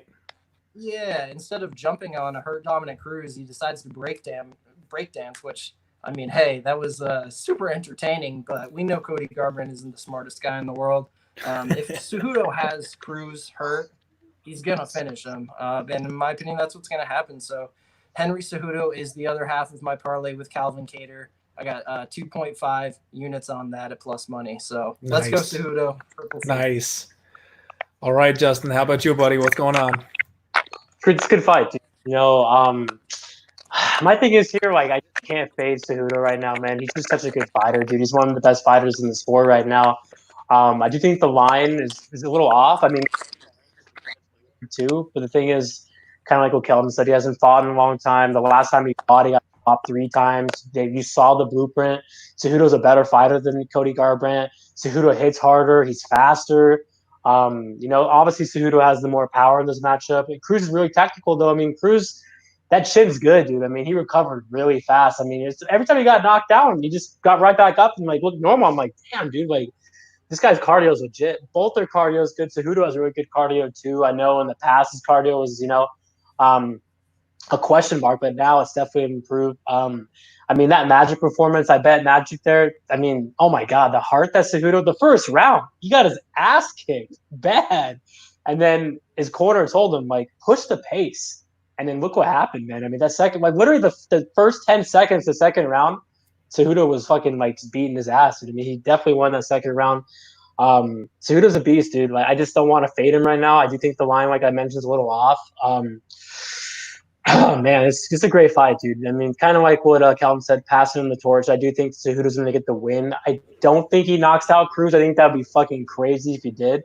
I'm going to go with I'll go the 48-47 decision with Cejudo. I do think Cruz can win definitely 2 rounds, but I'll go Cejudo. But then Cejudo's going to lose though soon, man. I'm telling you right now, he's not going to beat Volkanovski at 45. That's a stretch right there. Number 2, my boy Sandhagen could beat him right now. I think Peter Yan could beat him too. But other than that, I think that's about it.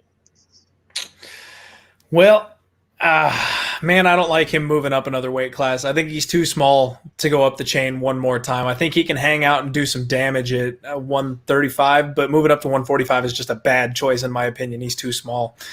But I am on Cejudo here too, boys. I went on a round table yesterday, and I basically poked holes in everybody's arguments. I said that this is a pass spot, and I said that the money on Cruz was very, very tempting because if he is any way close to his prime self, then I think he wrecks Henry Cejudo. What he did to DJ back in the day was unreal. He negates Cejudo's advantage of wrestling simply because his height, his reach, his size, his ability to wrestle. Yes, Cejudo's an Olympic wrestler, but Dominic Cruz is a damn near top tier MMA wrestler. And the only thing that I came to realize is that there's no way Dominic Cruz is close to prime Dominic Cruz. It would take a prime Dominic Cruz to beat Henry Cejudo, and I guarantee that's not what we're getting here. Henry Cejudo selected Dominic Cruz to get that pelt. He wants that name on his resume. He wouldn't be accepting this fight. This is a lot like GSP, where he is sniping a name that's going to go on his record. And I was so close to passing on this fight, but instead I've locked up my parlay with Henry Cejudo involved on it. I've got to go with my boy. I think he's going to knock Dominic Cruz out. If you look at Dominic Cruz's last 3 fights, there is one shot that he has been hurt with on repeat, and that is an overhand right, an absolute piston of a right hand, and that's Henry Cejudo's best weapon. I think he's going to come out, he's going to land that thing, he's going to find the timing, and he's just going to drill Dominic Cruz over and over and over. And like Kelton said, no love break dances when he's got his boy hurt. He could have finished Dominic Cruz in that fight, but he didn't. He wanted to showboat. Henry Cejudo ain't about that. Henry Cejudo is going to put the nail in the coffin. If he rocks Dominic Cruz, he will be all over him. And if Dominic Cruz goes for a takedown when he's rocked, if he's getting a life-saving takedown, Henry Cejudo is an Olympic gold medal wrestler. That ain't happening. That shit is not going to happen. Plus the speed, the pinpoint accuracy that we saw in the TJ fight, Henry Cejudo's striking is miles better than it used to be. I've fallen back in love again. I am on Henry Cejudo, and I think the buy knockout prop, I think it's at like, what, plus 250 or something like that right now. I think that's got some value. I like him as a parlay piece just in case it goes to the judges' scorecards. But I ended up bending the knee. I am here with Henry Cejudo. Oh, boy. And you know what? Actually, I've got a greasy theory here. I really believe, looking back on this, so the Cody Garbrandt that beat Dominic Cruz looked like an absolute world beater, right? He was the next legend of the sport the night that he took out Dominic Cruz. And before he fought Dominic Cruz, he fought Augusto Mendez, Thomas Almeida, and Takeya Mizugaki. Those are the 3 fights that he won to get to Dom. And then he looked unreal against Dom.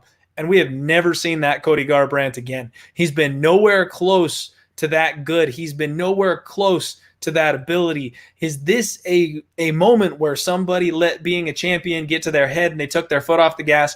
I don't think so. What I think actually happened is that was the moment that Dominic Cruz faded. I think that's the moment that Dominic Cruz went from being 90% of his peak to being 75% of his peak. And I think it gave us a really inflated idea of what Cody Garbrandt was. And it was just because Dominic Cruz wasn't his normal self. Taking 4 years off after that point, even if his body is healed up a little bit, I know Cruz is the comeback king. I just think it's too big of a mountain to climb. I don't think he can do it. And I don't think he's close enough to being his prime self. I'm Cejudo all day here, boys.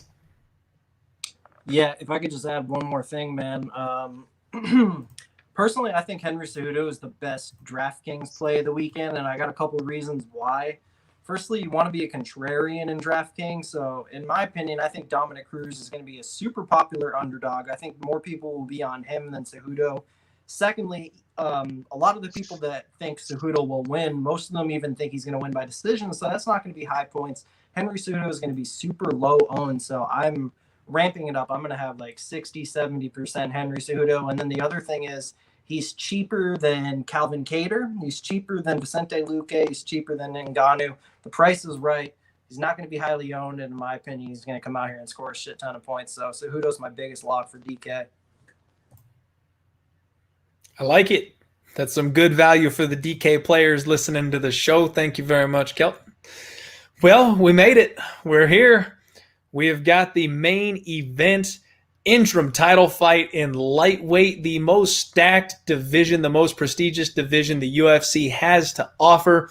The boogeyman El Cucuy, Tony Ferguson, taking on Justin the Highlight Gaethje. The only fight that is okay when we're missing out on Tony versus Khabib. This is the only fight that I will take in its place. And what a fight it is. Holy crap. Tony Ferguson is on just an unreal run right now. He's got a massive win streak going, and he's got some pretty damn big names on his record. He was supposed to be the man to dethrone Khabib. Instead, he gets Gaethje. He's currently sitting at about minus 180. The comeback on Justin Gaethje is plus 160, plus 155, somewhere in that ballpark. And Kelton, I got to hear what you think on this one, man. What are you doing with the main event? I'm definitely playing the main event. I'll tell you exactly what I'm doing, man. So, firstly, yeah, this is like such an amazing fight. And you're right. If we couldn't get Khabib versus Tony, this is literally the next best thing, man. I mean, Justin Gaethje, easily one of the most entertaining UFC fighters in history. And that really just comes from his mindset, man. Like, he loves to brawl. He loves that. And it's so crazy coming from a guy that actually has a really high level, nice little wrestling game in his background, never uses it. Dude likes to brawl and chop people down with leg kicks. That's what he does. And dude, those leg kicks, man, like one of the points I had in this fight, like I'm not seeing a lot of people bring up the leg kicks for Justin Gaethje, which is kind of weird because like it's his best tool. And I feel like he can really chew Tony up with those leg kicks. But the biggest thing here for me, man, like, obviously, if it gets to the third round, we know Justin Gaethje, like that's when he has gotten finished in his 2 losses when the fight gets extended. Just the way he fights, he's not going to have the cardio to be able to go a full 25 minutes. So, if it goes to that third round, Tony Ferguson, most likely he will take over. He is a cardio machine himself. He has an amazing sub game, in my opinion. Like, if it hits that third round, he's probably going to rock Gaethje on the feet and snap him down to the ground and choke him out. But what I really see happening here, man, is Justin Gaethje getting off with those leg kicks, and I think he's really, really going to put Tony Ferguson through some trials here, man. I think he's going to touch that chin. I think he's going to chop those legs, and we've seen it, man. We've seen Tony rock so many times throughout his career. You bring up the Lando fight, even the Anthony Pettis fight, man. Like, we're talking about a shot Anthony Pettis was able to go out there and hurt Tony. Now, props to Tony. He's able to recover every time, and I love the way he gets out of sticky situations with the creating the chaos and rolling for leg locks. Like, such a fun fight to watch. Like, I can almost guarantee you 100% we're going to see Tony Ferguson rocked at one point and then going for a leg lock. Like, we're going to see that scenario happen in this fight. And Really, man, I just think Justin Gaethje's going to come in here and get an upset. Honestly, like I think he's going to touch that Tony chin, and really, when you look at Tony's record, man, like yeah, he's on this amazing run, but in my opinion, and it's so weird to say this because the guy hasn't been losing, but in my true, honest opinion, I don't think the guy's in his prime anymore. I know he's on the streak; he hasn't lost yet. But in my opinion, he was in his prime around like the Edson Barboza fight, the Rafael Dos Anjos fight. And that Dos Anjos one, in my opinion, that's the most impressive one to me, just because like Dos Anjos was like fresh off being the champion. That was elevation, 5 rounds. He landed some like insane amount of strikes. Like that's my favorite Tony Ferguson win. But the thing here is like Gaethje just has that fight changing power, and we've seen the guy get hit a lot in the past. So at plus 160 odds for a top 5 guy, like I have no problem taking that shot, but I have no problem admitting if this hits the 3rd round, it's got Tony Ferguson's sub written all over it. All right, man. All right. I like it. Well, I was going to go to Justin and see how he felt next, but he appears to have disappeared on us. I'll add him back in as soon as he gets back. I've got a bet on this one. I tweeted it out last time when he was going to be a short notice replacement for UFC 249 the first time, and that fell apart. I tweeted it out and locked it in as soon as they re-announced it. I've got Justin Gaethje at plus 150, man. I think that the power that he brings to the table is just something else. I think he's gonna clip Tony Ferguson, man. I can't lay wood against a guy like Justin Gaethje. In a bunch of his recent interviews, he's been talking with his coach about a change in his mindset, and this means a lot to me. Justin Gaethje was the guy talking about how he doesn't care if he gets CTE, he doesn't care if he dies of brain damage, he doesn't need to remember his grandkids' names at the end of the day, as long as he put on entertaining fights. He has since changed his mind, and he wants to become a champion. He told his coach that he wants to be a champion, and he is doing everything to become a champion, take the steps, take the changes in training to get there. And to me, that means a ton. To me, that means he's going to fight smarter, although we know exactly what Justin Gaethje is going to bring to the table. I don't know that he varies it up all that much, but you can tell in his last couple fights that he picks his shots a decent bit more. He's not wading in like he did against the Diamond Poirier. He's not taking unnecessary damage when he can help it. He is being a bit more selective, a bit more tactical, and as long as he is doing that, I think he is one of the scariest men on the planet. He's the hardest puncher at 155, and I think he's a threat to everybody in the division. He's just like Nico Price in this spot for me. If you give me dog money on Justin Gaethje, I am probably gonna take it. I can't wait to see this fight. He at some point is absolutely gonna clip Tony Ferguson, and Tony gets hit every single fight he's in. He got rocked by guys like Lando Venata. I mean, he got dominated by Kevin Lee. Yes, the guy digs deep. Yes, the guy has amazing recoverability. He comes back, but if you get clipped by Justin Gaethje, it is over. That's the one guy at 155, besides maybe Conor McGregor, that you simply cannot get clipped by. And then Justin Gaethje's got that wrestling in his back pocket, man. He does some incredible things keeping this fight on the feet. And I know Tony isn't a big takedown guy. He's not really going to be shooting in for double legs or anything like that. But in the scrambles where he takes advantages of people, I think that Justin Gaethje is going to be able to defend those positions and get back to his feet. If this thing stays on the feet, he's got a shot. He's got decent cardio. I know he fades late because he puts so much into his shots, but he carries that power too. So you can't even count him out. Everyone's saying that it's got to be Gaethje in the first round and a half. I don't agree. I think he's live even as deep as like the 3rd round to get that knockout. This is a wild fight, and I can't imagine laying wood on it. Very similarly, like I said, with the Nico Price fight earlier in the night. I don't want to be laying almost 2-1 on a guy and then watch him do the stinky leg and wobble around the octagon. Welcome back to the show, Justin. What you got for me, man? Yeah, I had an accident. My bad. I think I deleted it I think I got out of it on accident. But it's all good. I was putting a comment on the other one. I had like a different window, and I think I clicked out of it. But anyways, yeah, man, I'm gonna have to disagree with both you guys. I do think that this is a really good matchup. I think that these are top 3. I mean, both these guys and Khabib are my top 3. Justin Gaethje is a really good fighter. I think that he's KO or bust.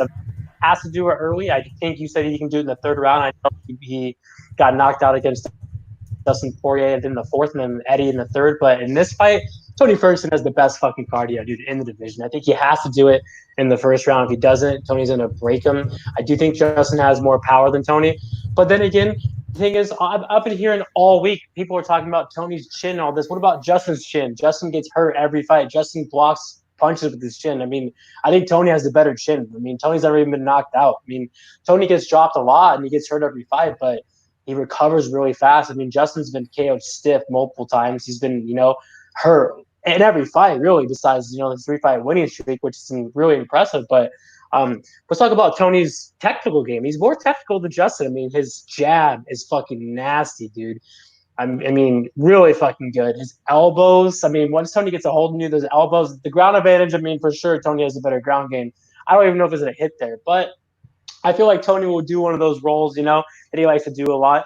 I could definitely see a sub for sure, but I mean, Justin is a beast. I like him a lot. He's a really good fighter. He's a KO artist. He has a really good straight right. I mean, that's the same right they knocked out James Vick. He knocked out Essen Barbosa, but from a technical standpoint, Tony's more technical. I know Justin has really good weight kicks, but the longer the fight goes, Tony's going to break him. That's what Tony does. I think Tony's going to go out there and get a sub. I think Tony's going to hurt him on the feet and get a Darce. So I'm going to go Tony by Darce. But Justin's alive, for sure. He definitely can get a KO. He's one of the heaviest hitters at 155. I like Justin a lot. I just think Tony's the better fighter. I feel you, man. I absolutely feel that.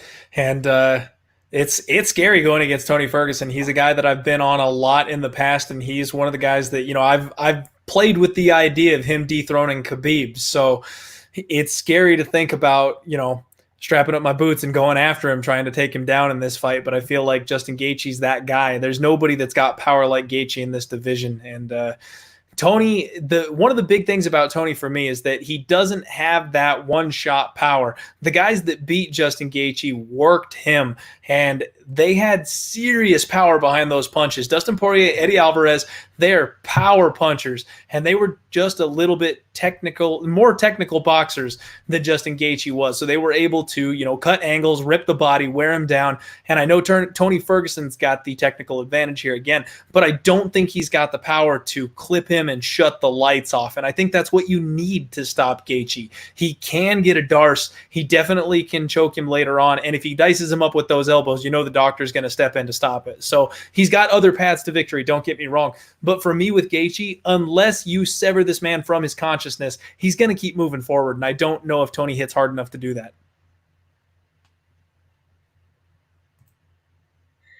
Yeah, it's a good fight, man. Honestly, I mean, Justin definitely harder, but everyone's disrespecting Tony's power. I mean, Tony has power. He just subs a lot of guys. Like, Tony has his power for sure, but I don't know. I just think the cardio advantage is big for Tony, but Justin could definitely get a first-round KO. That's what he's been doing his last 3 fights. First-round KO, first-round KO, first-round KO. So we'll see. Justin's a very fucking tough guy, man. I mean, the guy – he has been knocked out twice, but he's super fucking tough. It's hard to get him out of there. It really is. I mean, Michael Johnson dropped him fucking 3 times, and then he went out there and fucking knocked him out.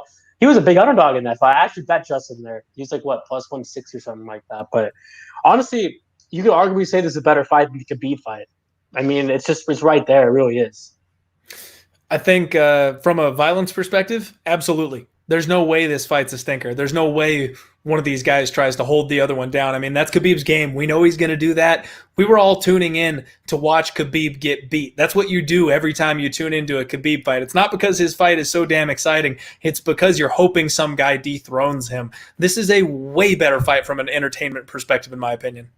Yeah, and both these guys can beat Khabib. I mean, Gaethje could definitely beat Khabib. A lot of people probably act he has no shot. He definitely has a good chance to beat Khabib, 100%. I agree. That counter wrestling in his back pocket would cause some problems. I mean, at least better than anybody else, right? Like, everybody else is giving their shot trying to defend that double leg. Go ahead. Give it a shot, yeah. Gaethje. I forgot real quick. I think people forget that Tony dropped Kevin Lee, too. I know Kevin Lee's a little chinny, but don't forget he dropped him with that jab. I'm telling you, man, Tony's jab is fucking nasty, dude. It's one of his best fucking weapons. And those elbows, dude, like when he hurt Josh Thomason, oh my God, dude. That was fucking crazy. For sure. All right, guys, let's recap this thing. Justin, let's start with you, man. If you want to give out your plays or recap your picks for the evening, go right ahead.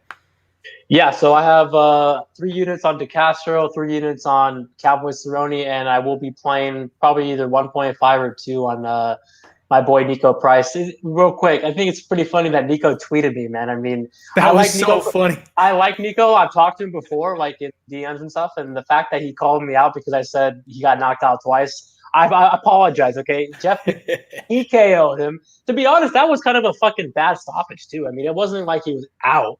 Like when he fought Razak Hawasan, like he was fucking out. But that guy's a fucking animal, dude. I can't wait for him to get his next fight. I hope he fights fucking like Sakalov or something like that. That'd be fucking crazy. But anyways, yeah, so that's my place. Awesome, man. And that's the beauty of Twitter. I hate how many trolls there are out there that give fighters shit and stuff like that. But for guys like us that actually want to interact with these people, it's so freaking cool. Kelton, want to recap your picks, man? What you got?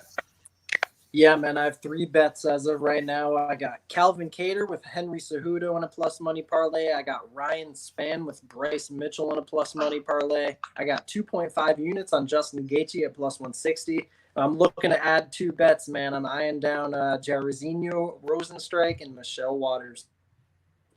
Beautiful, beautiful. All right. And for myself, the 3 official plays I've got on that I've tweeted out already is I have Charles Rosa at plus 150 for 1 unit, Nico Price at plus 240 for 1 unit, and then I'm rolling the dice on Justin Gaethje at plus 150 for 1 unit. I've got all dogs, and the parlay that I decided to lock up that I'm a little late to the party on, it's actually a 3-legger. I know that's not very smart, and it's not something I do often, but I'm going Ryan Spann, Calvin Kattar, Henry Cejudo, plus 153, and I'm putting 2 units on that bad boy.